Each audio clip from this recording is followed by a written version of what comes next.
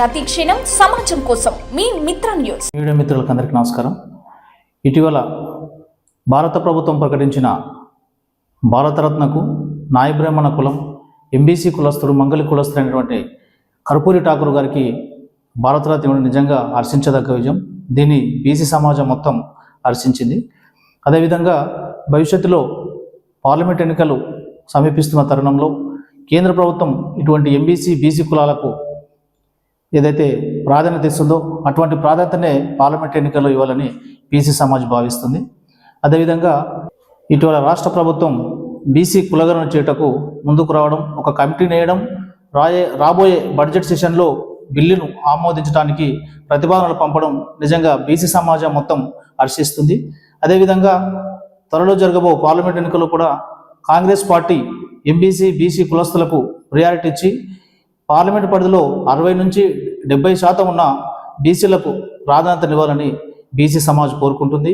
అదేవిధంగా రాష్ట్ర ప్రభుత్వం ఏదైతే ఈ కులగణనకు సంబంధించి ఉందో ఇటువంటి దాంట్లో బీసీలకు ఎంబీసీలకు ప్రయత్నం చేయాలని, కొత్తగా ఏర్పాటు చేయబోయే బీసీ కమిషన్లో బీసీలకు ప్రాముఖ్యత ఇవ్వాలని, అదేవిధంగా ఇటీవల జరిగిన నామినేషన్ పోస్టుల్లో బీసీలకు తగినంత ప్రాధాన్యత దక్కట్లేదని బీసీ సమాజ్ భావిస్తుంది. అటువంటి ఇబ్బందులు లేకుండా బీసీ వాదంతో ముందుకొస్తున్న పలు కుల సంఘాలు, ప్రజా సంఘాల డిమాండ్లకు అనుగుణంగా మీరు బీసీలకు ప్రాధాన్యత ఇవ్వాలని బీసీ సమాజ్ కోరుకుంటుంది.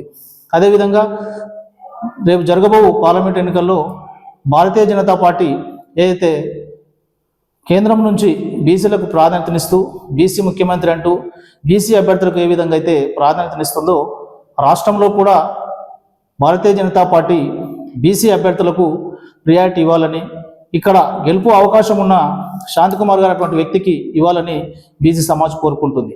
అదేవిధంగా ఈ మధ్యకాలంలో అగ్రవర్ణ పార్టీలు రెండు, కాంగ్రెస్ తర్వాత ఈ బీజేపీ మధ్యలో అయితే ఈ 15 కోట్ల వ్యవహారం నడుస్తుందో అది గత ఎలక్షన్లో జరిగిన దాన్ని ఇప్పుడు ఉమ్మడి పార్లమెంటు పరిధిలో బీసీ వాదం బలంగా వినిపిస్తున్న ఈ తరుణంలో ఇద్దరు అగ్రవర్ణాల వారు ఒకరిపై ఒకరు ఈ ఆరోపణలు చేసుకోవడం బీసీలను అనగదొక్కాలనే ప్రయత్నమా, లేకపోతే బీసీ వాదం ముందుకోకుండా ప్రచార మాధ్యమాల్లో వీళ్ళే ముందున్న ఒక ఆలోచనతో ముందుకెళ్తున్నట్లు బీసీ సమాజం మొత్తం భావిస్తుంది.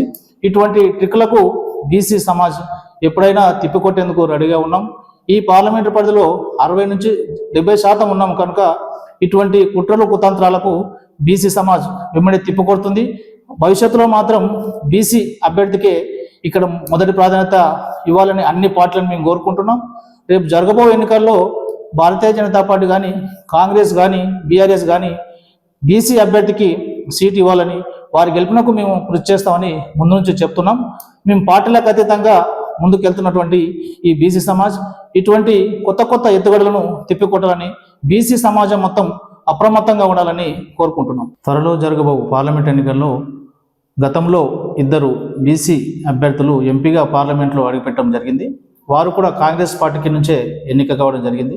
భారతీయ జనతా పార్టీ ఏదైతే బీసీ స్టాండ్ తీసుకొని ముందుకెళ్తుందో ఈ మహబూబ్నగర్ పార్లమెంట్ పరిధిలో ఇంతవరకు బీసీలకు అవకాశం ఇవ్వని భారతీయ జనతా పార్టీ ఈసారి మాత్రం ఖచ్చితంగా ఒక బీసీ అభ్యర్థికి సీట్ ఇవ్వాలని బీసీ సమాజ్ డిమాండ్ చేస్తుంది.